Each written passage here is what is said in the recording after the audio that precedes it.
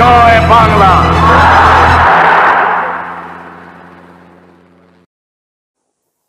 আকস্মিকভাবেই আপনাদের সামনে আজকে এই সংবাদ বিবরণের অনুষ্ঠানটির জন্য আপনাদেরকে আমন্ত্রণ জানিয়েছি। আপনারা জানেন যে বাংলাদেশের উত্তর পূর্বাঞ্চল প্রায় ৮-৯টি জেলায় ব্যাপক বন্যায়, অধিকাংশ প্রায় ৮-৯টি জেলায় ব্যাপক বন্যায়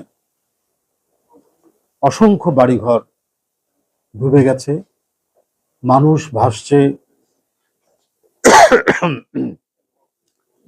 শিশুরা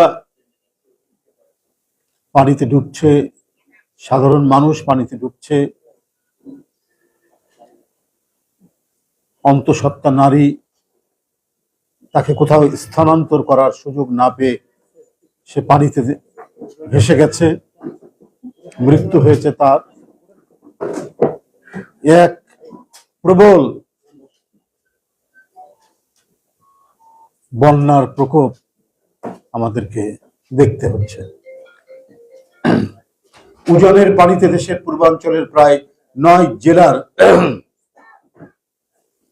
বিস্তীর্ণ এলাকার জায়গা জমি, শত শত গ্রাম ও সড়ক তলিয়ে গেছে, জনজীবন বিপর্যস্ত। লক্ষ লক্ষ মানুষ পানিবন্দী হয়ে মানবেতর জীবনযাপন করছে। প্রায় 2 লক্ষ মানুষ পানিবন্দী হয়ে পড়েছে। গবাদি পশু, ফসল ইত্যাদি পানিতে ভেসে গেছে। ফেনী, কুমিল্লা, খাগড়াছড়ি, মৌলভীবাজার, হবিগঞ্জ, সুনামগঞ্জ, লক্ষ্মীপুর, নোয়াখালী, চট্টগ্রাম মূলত পানির নিচে। শুকনো খাবার পানি, বিশুদ্ধ খাবার পানি ও প্রয়োজনীয় ঔষধের অভাব এবং বিদ্যুৎ বিচ্ছিন্ন হয়ে মানুষের জীবনকে ভয়াবহ বিপন্ন করে তুলছে। জেলা শহরের সাথে বিভিন্ন এলাকার যোগাযোগ ব্যবস্থা সম্পূর্ণরূপে বিচ্ছিন্ন হয়ে পড়েছে। ইতিমধ্যে বন্যায় 2 জনের মৃত্যু সহ নানাভাবে ক্ষতিগ্রস্ত হয়েছে 30 লাখের কাছাকাছি মানুষ। প্রতি মুহূর্তে নতুন নতুন এলাকা প্লাবিত হওয়ার সংবাদ পাওয়া যাচ্ছে। পাহাড়ি ঢলের পানি অধিকাংশ শহর, জেলা শহর, নিম্নাঞ্চল সম্পূর্ণরূপে প্লাবিত হয়ে পড়েছে। এখন নিম্নাঞ্চল নয়, সর্বশেষ শুনে এসেছি যে শহরের ভিতর পানি ঢুকছে এবং শহরের মধ্যাঞ্চলও এখন পানির নিচে।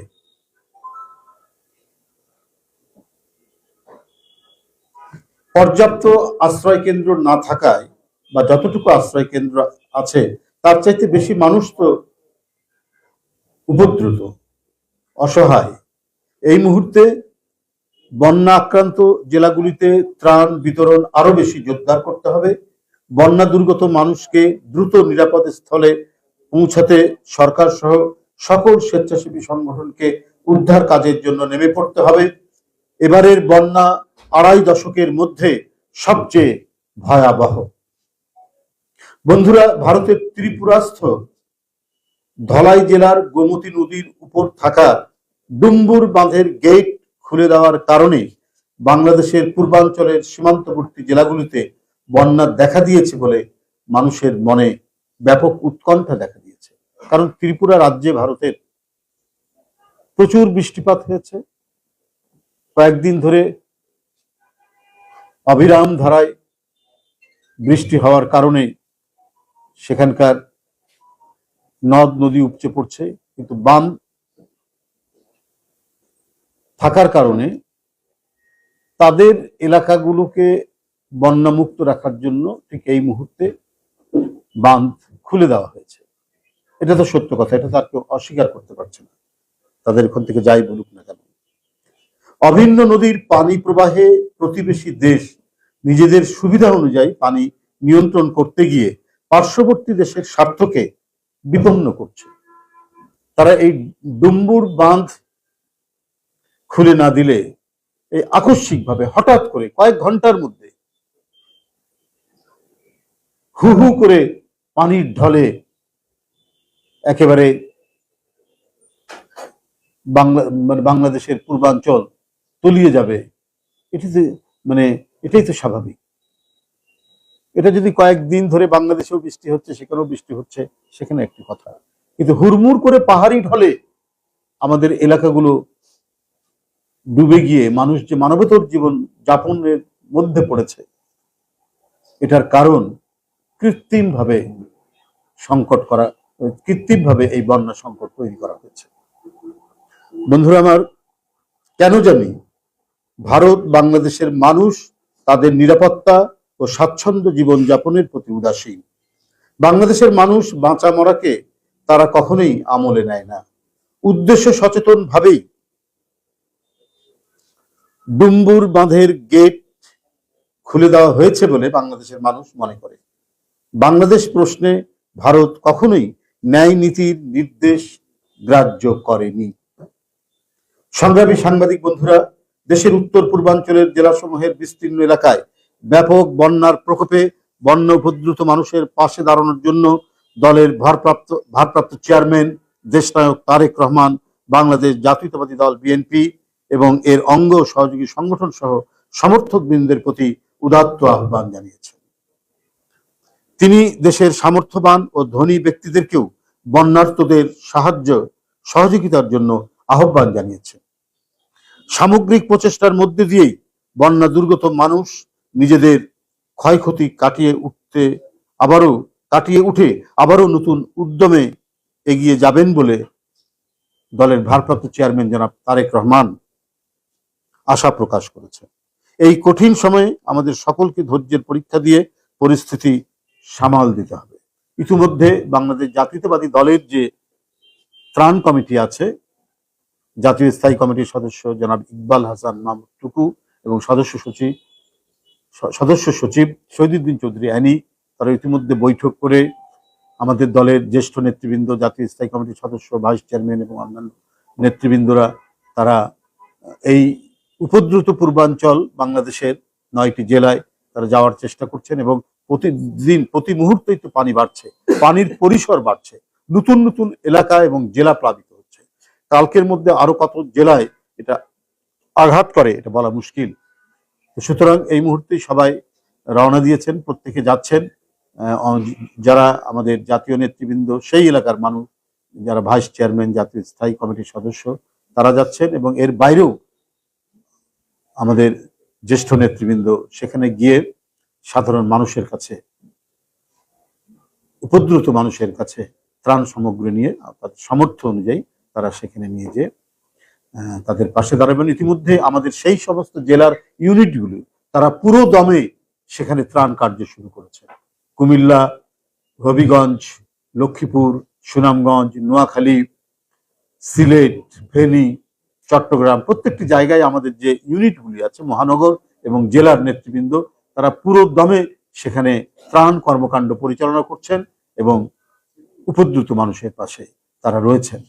বন্ধুরা, আপনাদের সকলকে এই অপরাহ্নে এই সংবাদ বিবরণীতে উপস্থিত থাকার এবং সেখানে উপস্থিত হওয়ার জন্য আন্তরিক ধন্যবাদ জানিয়ে আমি বক্তব্য শেষ করছি। ধন্যবাদ।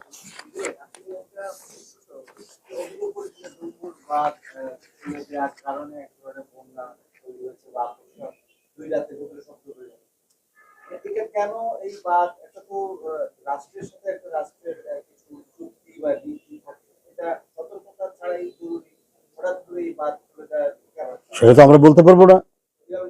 এটা আমি দেখছি ওইভাবেই যে এটা তো আমরা তো প্রতিবেশী রাষ্ট্র, বন্ধুসুলভ রাষ্ট্র, সেখানে তো সবকিছু বিবেচনা করেই কাজ করা দরকার। এখানে আমি বলেছি যে জনগণের মধ্যে এই ধরনের একটা সংশয় তৈরি হয়েছে, উৎকণ্ঠা তৈরি হয়েছে। হঠাৎ করে সেখানে বৃষ্টি হতেই পারে, কিন্তু যে সমস্ত নদী, অভিন্ন নদী বাংলাদেশের সাথে, সেখানে ভারত যে বাঁধগুলো দিয়েছে, সে বাঁধ যদি হঠাৎ করে খুলে দেয়, ওটা তো পাহাড়ি এলাকা, তাদের দিকটা পাহাড়ি এলাকা, ওখানে হঠাৎ করে বাঁধ খুলে দিলে অল্প কয়েক ঘন্টার মধ্যেই বাংলাদেশের বিস্তীর্ণ এলাকা প্লাবিত হয়ে যেতে পারে।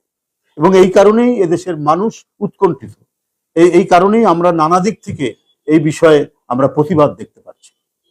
এটা তো অস্বীকার করেনি,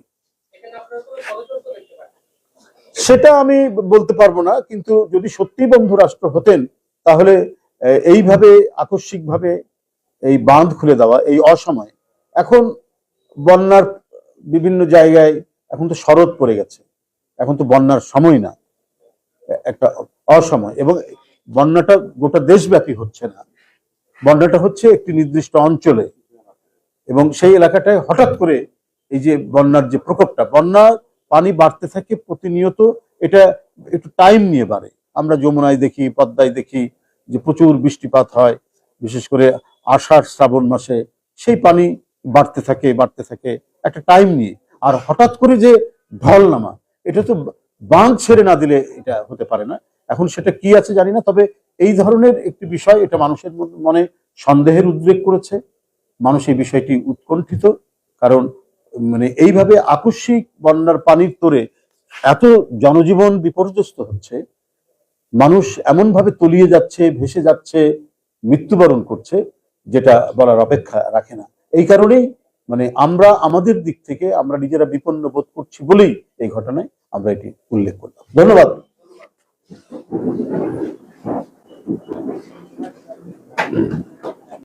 ভারত আমাদের দেশ থেকে লুট করতে করতে এই পরিমাণ শেষ হয়েছে, তাদের হাতে এত বড় হয়ে গেছে যে জিনিস খেতে খেতে গ্যাস থেকে আমাদের 1 মিনিট পর্যন্ত প্রতিনিধিরা ফিরে এসেছে। আমরা তাদের একটা ছোট ব্রিজ ছিল, ব্রিজ দিয়ে সুস্থ দিলে আসে প্রত্যেকটা ব্রিজ পাবেন। আরো পায়ে আছে শ্রীলঙ্কা আছে, আমাদের আরো প্রতিনিধি ভাইরা আছে শ্রীলঙ্কা আছে,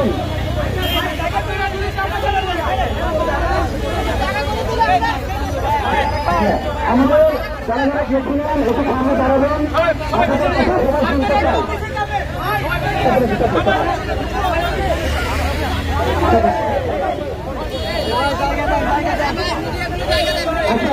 আমি বলি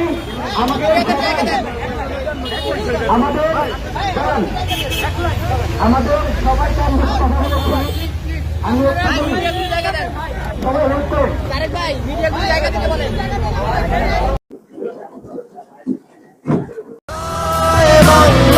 বাংলার জয়, জয় বাংলা, বাংলার জয়, জয় বাংলা, বাংলার জয়, জয় বাংলা, বাংলার জয়, জয় বাংলা।